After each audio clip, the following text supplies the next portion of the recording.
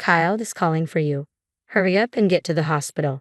No way, I mean that kid is. I glance over at my son Mike, deeply engrossed in his studies. There's no reason for me to rush to the hospital for someone I barely know. What are you saying? Mike is right here in front of me, isn't he? Oh, my words seem to finally register with Sam on the other end of the line. Sorry, I thought you meant Mike. Yeah, well, we'll discuss everything when I get home. Sam was clearly caught off guard. Did he really think he could keep it hidden all these years? I know everything, Sam. Hold on. Ignoring Sam's plea, I hung up the phone. Let's get to work, I declared, rolling up my sleeves and standing up. I'm going to make sure they regret this.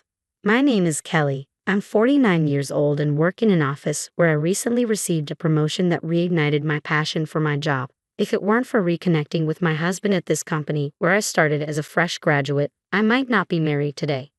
Sam was a senior during my college days, but we hardly knew each other then. He was just one of the helpers at the freshman orientation camp I attended. After joining the company, I didn't even remember him for a while, fully immersed in my work. It wasn't until the new employee welcome party that Sam approached me, sparking my memory. Weren't we in the same orientation group in college? Don't you remember? Sorry. It's okay. I always thought you were pretty, even back then.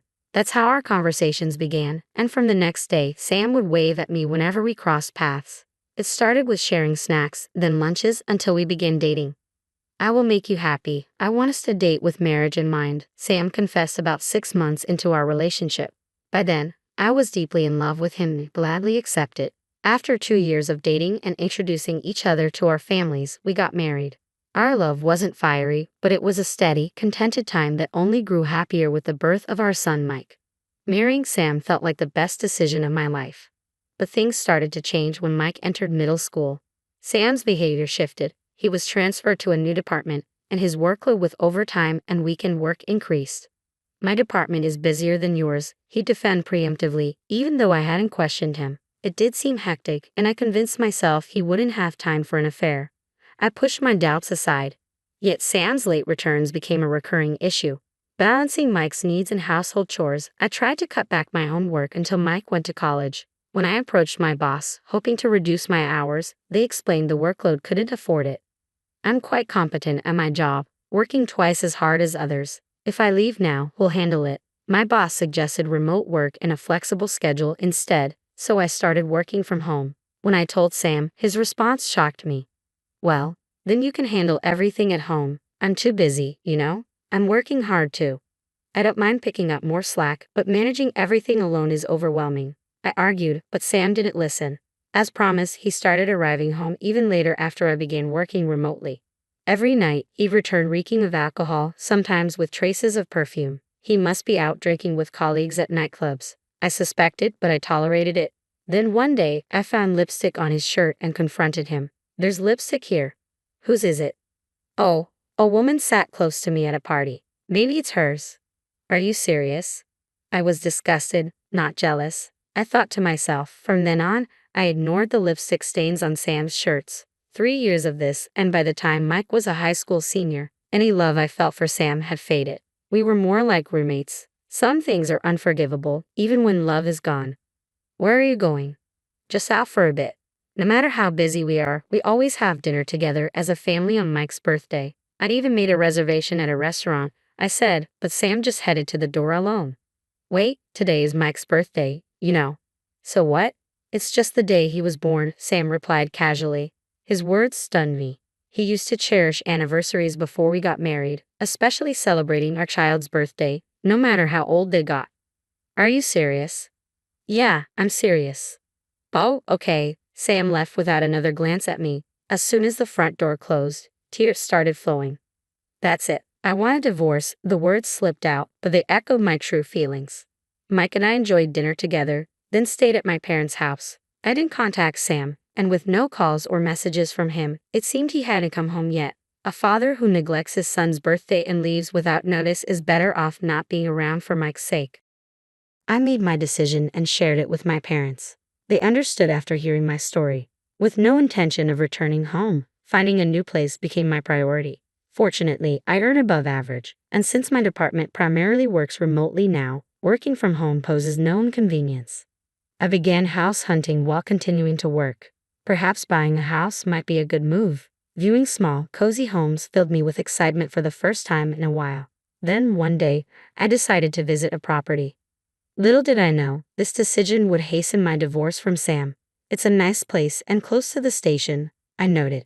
The area was near the university Mike hoped to attend. Currently, our commute was an hour, so living closer made sense. Mike is striving to get into my alma mater. I don't want to add unnecessary burdens. We'll move once he's in, I thought, pausing at a nearby shopping mall. Hey, wait up. Ha! I instinctively ducked when I heard Sam's voice nearby. He was waving at someone ahead. Curious, I followed his gaze and nearly gasped aloud. Daddy, hurry, hurry. I recognized the woman and a boy about 4 years old. Sam approached them with a gentle smile, a picture-perfect happy family on a holiday outing. It struck me then, the timeline of Sam's detachment and neglect matched the age of the boy. He was Sam's child, and the woman his mistress. I couldn't help but let out a bitter laugh. Despite my fading love for him, I had never imagined he would cheat. But as Mike's mother, I couldn't afford to be shocked and stand still. I discreetly took a photo of the three of them and left. Later, while on the train, I searched for a detective agency and visited one near our house. I need to hire someone to investigate my husband, Sam, and another person, I stated, handing over the photo I had taken earlier. Afterward, I returned home and resumed my usual household tasks. Mom, are you okay? You look pale. I'm just a bit tired. Don't worry about me. I can help. Don't be silly, I'm fine. I couldn't let Mike see my distress. I put on a brave face and smiled. But inside, a rage unlike any I had ever felt was brewing. A few weeks later, the detective contacted me with a completed report. I went to their office and reviewed the documents. As expected, the boy was confirmed to be Sam's child, and he had acknowledged paternity. It was devastating, but among the documents, there was a glimmer of hope, a piece of evidence that would help me send them both to hell. I decided to wait until after Mike's university acceptance before taking action. Over the next few months, I kept the detective monitoring Sam and his mistress closely. It cost money, but that didn't matter. I'd add it to the alimony later. Sam, careless about hiding anything, paraded his mistress and child around various places. The mall visit seemed merely coincidental. Her house was just a few minutes' walk from ours, and it was under Sam's name. A cruel proximity, mocking both Mike and me. Unforgivable, I muttered to myself. I'll make them bow their heads before me and Mike. With that determination, I began formulating my plans, intending to execute them after Mike's university acceptance announcement. I gathered evidence bit by bit, keeping that goal in sight. On the day Mike received his university acceptance, he was studying in the living room, glancing nervously at his computer. I watched him anxiously. It should be any time now. My heart raced as the phone rang. I hurried to answer it. It was Sam on the line. Kyle is calling for you. Hurry up and get to the hospital. No way. After all, that kid is. I glanced at my son studying. There's no reason for me to rush to the hospital for a stranger. What are you talking about? Come quickly. Mike is right here in front of me, isn't he? Uh-oh. It seemed my words finally made Sam realize whom he was calling. Oh, sorry. I thought you were Mike. That's fine. We'll discuss our future when I get home. Sam was left speechless. Did he think he could keep it hidden for these 4 years? I know everything, Kelly. Wait a moment. Ignoring Sam's plea, I hung up. Well then, let's get this done, I said, rolling up my sleeves and standing up. I'm going to make him regret it. After ending Sam's call, Mike turned to me with a smile. Mom, I did it. I got accepted. Really? That's amazing. Well done. Mike and I celebrated, holding hands. Later, as we savored the moment, Mike grew serious and spoke up. Now that I'm accepted into college and not a kid who needs his father anymore, you should divorce Dad. Mike, you knew? Yeah, I knew. I was taken aback by Mike's words. It turned out he had seen Sam and his mistress walking affectionately with a baby on his way back from school. Initially, he thought it was an acquaintance, but after several sightings, he realized it was an affair. I didn't tell you because I didn't want to upset you. Thank you, Mike. Mom, it's okay. I had always seen him as my sweet little boy, but Mike had matured so much. I felt proud yet somewhat ashamed as a parent. At that moment, the front door swung open. I'm home. Sam entered the living room, visibly nervous. Both Mike and I regarded him with cold stares. Sam, he froze in his tracks, attempting to act nonchalant. Sam forced a smile and turned to Mike. So, studying hard? Which college are you aiming for? Sam seemed oblivious that Mike was already in his senior year. Mike's gaze hardened even more. Sensing the tension, Sam snapped, "What's with that look? I'm your father who supports us, Mom." "Actually, I've been pitching in," Mike interjected calmly. Flustered, Sam looked at Mike, who pointed to his computer. "I got accepted to university today." "Oh right, you're at that age now. How did it go? Do you need me to?" Sam was clearly caught off guard by Mike's assertiveness, gaping at him. "Anyway, why are you back?" "Mom and I are going out for dinner. You should go to your mistress and her kid." "You knew?" Sam stood there, stunned that his secret was out despite living so close. Mike looked at him with disdain. "A father who doesn't cherish Mom isn't much of a father. From now on, I'll take care of Mom. You should agree to a clean divorce," Mike declared. Sam, visibly shaken by the suggestion of divorce, turned to me for support. But there was no way I would help him. "If you can at least pay for college, there's no reason for us to stay married." Sam broke down in tears, kneeling before me. "I've never seen a less sympathetic heroine," I said coldly, looking down at him. "Mom, I want steak for dinner." "Sounds good, but as we discussed dinner plans," Sam suddenly perked up. "I know a great place. Let's celebrate and make amends." I couldn't understand why I should reconcile with a man who betrayed me. Mike seemed to share my sentiments. "Didn't you hear? Mom and I are going alone." "That's right, and I'd rather not go to a place you took them." Sam, unaware that his secret was out, looked at us in surprise. The detective had informed me about the restaurant Sam frequented, so I knew exactly where he was suggesting. "Why should we go to the place you took your mistress? It's distasteful and bad luck." My words clearly irked Sam, but he stood by his suggestion. Sam's face flushed red with anger as he glared at me and started shouting, "It's because of your attitude that Mike is distant with me. You're to blame for how he turned out. Who do you think raised him?" I shot back, giving Sam an even colder stare. "That was me." "Well, mostly me, but, to clarify, I had been covering Mike's school fees, tutoring, and living expenses since he started middle school." Sam stopped contributing to household expenses around that time. Initially, I reminded him, but after months of no response, I gave up. "If you claim to have contributed, then pay the overdue expenses for school and housing for the period since your son started middle school." "I can't afford that kind of money, but you've been living a luxurious life." I retrieved an envelope from the drawer and handed it to Sam, containing his bank statements. "Managing our finances has been my responsibility since we married. While not monthly, I have been updating it more frequently recently, so I knew everything about Sam's finances."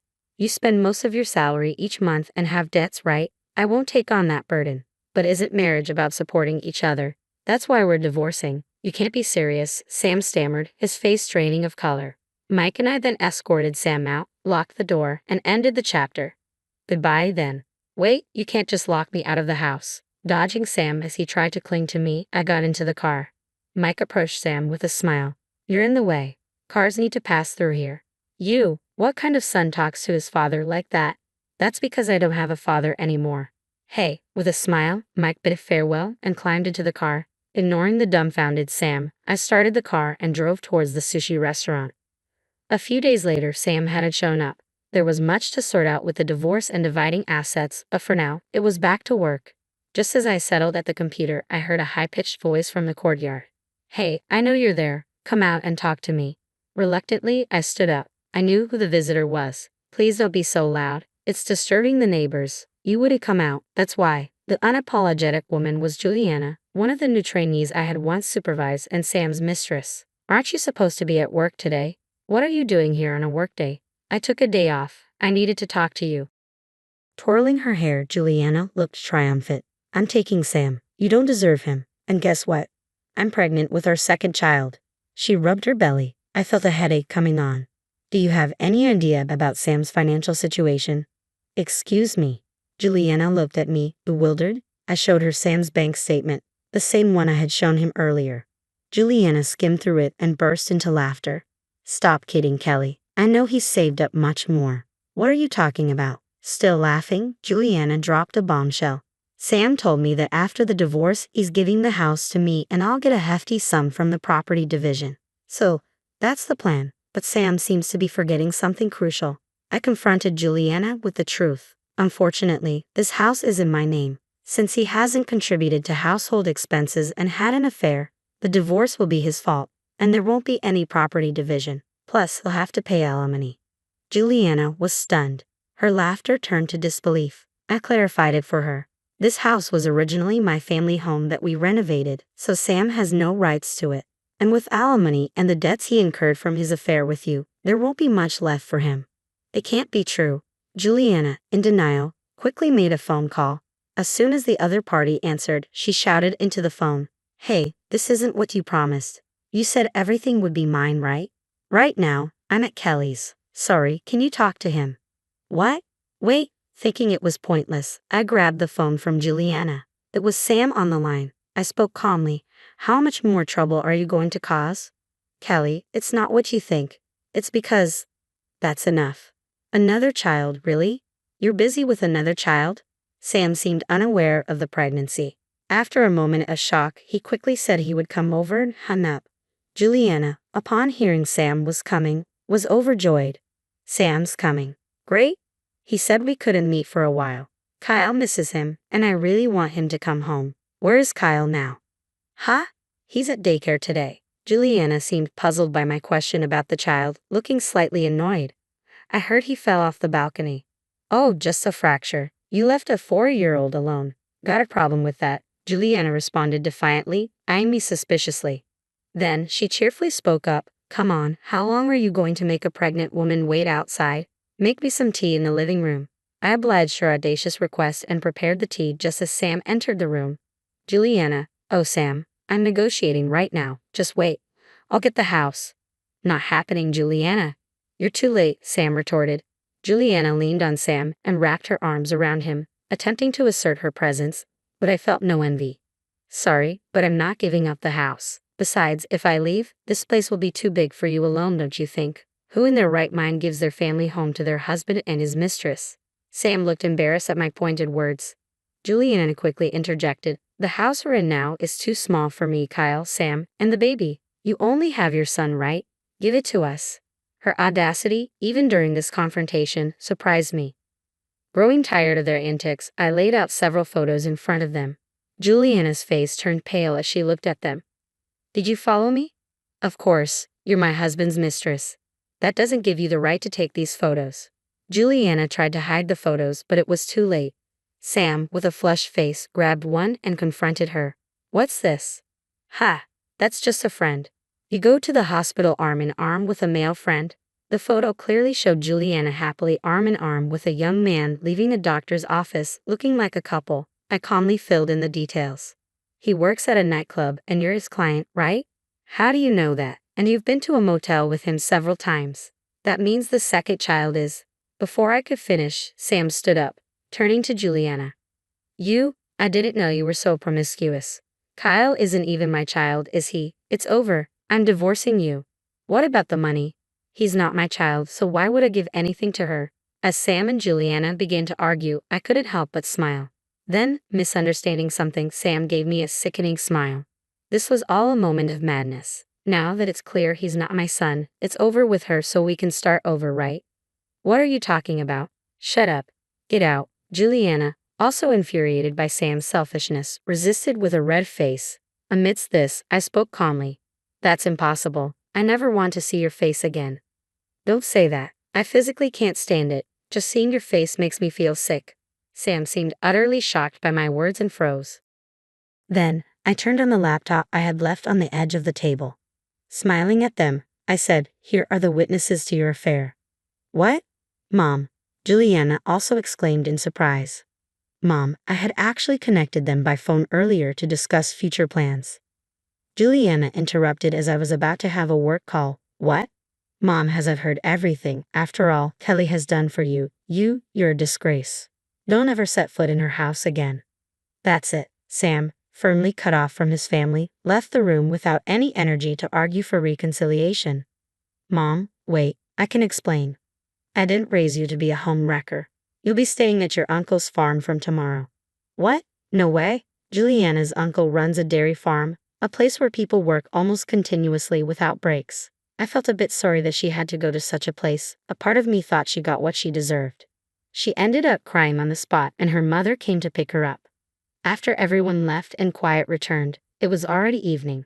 I sighed with relief. Although I'm on a flexible schedule, I prepared for a late night of overtime. I'm home. "Welcome back. Hey, how about pasta for dinner?" "Sounds good." Where shall we go? As soon as Mike returned, we began looking for a restaurant. Finally, everything felt over. Later, Sam and I divorced through our lawyers. He apparently also broke up with Juliana. My in-laws apologized profusely, making me feel guilty for their plight. We agreed to continue our relationship, which brought them to tears. Sam paid alimony for his affair and half of Mike's college fees. It seems he further indebted himself and hasn't been seen around lately. I've received my due, so his whereabouts no longer concern me. It might sound cold-hearted, but that's truly how I feel, and I can't change that. Juliana was taken to her uncle's farm by her relatives. She's up at dawn every day, working hard under her uncle's supervision. She left the company shortly after, and many are relieved that her absence has improved efficiency in Sam's department. Her children are being raised by her parents, and both are said to be thriving. Thankfully, Kyle's injury wasn't serious, and he's now running around as usual, which is a huge relief. Sam was dumped as soon as his money ran out. Mike has successfully entered his first choice university and is studying hard. He plans to start working soon to help with finances, which almost brought me to tears. As for me, I'm still dedicated to my job. A project I proposed was accepted, and I'm enjoying my busy life as its lead. Also, I've been approached by a man from the project's partner company who is 10 years younger and has been patiently waiting for my divorce. I've told him about Mike and my lack of interest in remarriage, but he's willing to wait. We've been enjoying meals together, and I find our time very pleasant. Our tastes in food match perfectly, which is quite endearing. Mike even suggested considering remarriage with him, so I'm thinking about it more seriously now. Mom, are we going to be late? We need to hurry. We have a restaurant reservation, a gift for my mother-in-law to celebrate Mike's college acceptance. Mom, I'm excited. Me too. We laughed and got into the car, hoping this happiness would last. With that thought, I drove us to the restaurant.